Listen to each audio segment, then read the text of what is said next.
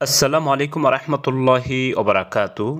নবীজি সাল্লাহ সাল্লামের শানে প্রতিদিন 1000 বার দুরূদ পাঠ করলে কি হয় বা কি ফজিলত সে সম্পর্কে সংক্ষিপ্ত আকারে আলোচনা করব। সুপ্রিয় দর্শক, বিভিন্ন সহিহ হাদিসে এসেছে নবীজি সাল্লাহ সাল্লামের শানে দুরূদ পাঠ করলে গুনাহ মাফ হয়, সওয়াব লেখা হয় এবং মর্যাদা বৃদ্ধি পায়।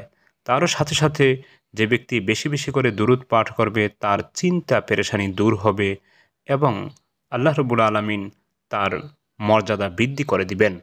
সুপ্রিয় দর্শক, এছাড়াও রয়েছে গুনাহ মাফের কথা, যাহা সহিহ হাদিসে বর্ণিত।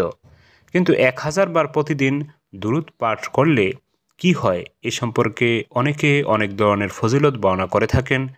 তা নিয়ে আজকে আলোচনা করব। সেই আলোচনার পূর্বে আমি আপনাদের সকলকে অবগতির জন্য বলছি, আমি আমার ইসলামিক লাইভ চ্যানেল আমানত চ্যানেল বিডি ও মার্কাজুন নূর আল ইসলামিয়া এই চ্যানেলগুলিতে দোয়া, দুরূদ, জিকির, তাসবিহ, ইস্তেগফার সম্পর্কিত যত সহিহ হাদিস দিয়েছি সেগুলি নিয়ে একটি বই লিখেছি। বইটির নাম দিয়েছি কোরআন ও সহিহ হাদিসের ভিত্তিতে নওয়াবী দোয়া, দুরূদ, জিকির, তাসবিহ, ইস্তেগফার। সুপ্রিয় দর্শক, বইটিতে রয়েছে 700 সহিহ দোয়া, দুরূদ, জিকির, তাসবিহ, ইস্তেগফার। প্রতিটির বাংলা উচ্চারণ, অর্থ, রেফারেন্স উল্লেখ করা হয়েছে। সাথে সাথে কোরআনুল কারিমে যত দোয়া, ইস্তেগফার আল্লাহ রাব্বুল আলামিন উল্লেখ করেছেন সেগুলিকেও বইটিতে আনা হয়েছে। কোন নবী কেন পড়েছেন, আপনি কেন পড়বেন সেই বিষয়ে ধারণা দেওয়া হয়েছে। সুপ্রিয় দর্শক, আশা করি এমন একটি বই যদি আপনাদের হাতে থাকে তাহলে এই কয়েকটি বিষয়ের জন্য আর অন্য কারো কাছে কিছুই জিজ্ঞাসা করতে হবে না, কারণ এখানে রেফারেন্স উল্লেখ করা হয়েছে এবং হাদিসটি সহিহ কিনা তা নিয়ে আলোচনা করা হয়েছে এবং প্রত্যেকটির বাংলা এবং অর্থ দেওয়া হয়েছে।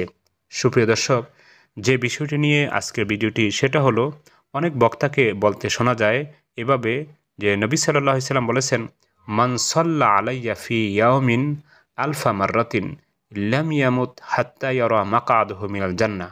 অর্থাৎ নবী সাল্লাল্লাহু আলাইহি সাল্লাম বলেছেন, যে ব্যক্তি প্রতিদিন 1000 বার আমার উপরে দুরূদ পাঠ করবে সে ব্যক্তি দুনিয়াতে থাকাকালীন অবস্থায় জান্নাতের ঠিকানা না দেখা পর্যন্ত মৃত্যুবরণ করবে না।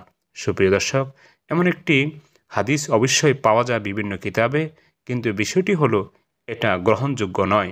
ইমাম বুখারী বলেছেন এবং ইমাম আহমদ ইবনে হাম্বল বলেছেন এবং হাদিস বিশারদ আরও যত ইমামগণ আছেন প্রত্যেকে বলেছেন এটা গ্রহণযোগ্য নয়, এটা জাল হাদিস।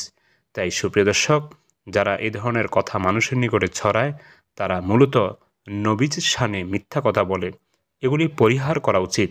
আল্লাহ তাআলা সকলকে নবী সাল্লাল্লাহু আলাইহি সাল্লামের শানে বেশি বেশি করে দুরূদ পাঠ করার তৌফিক দান করুন। আমিন। আসসালামু আলাইকুম।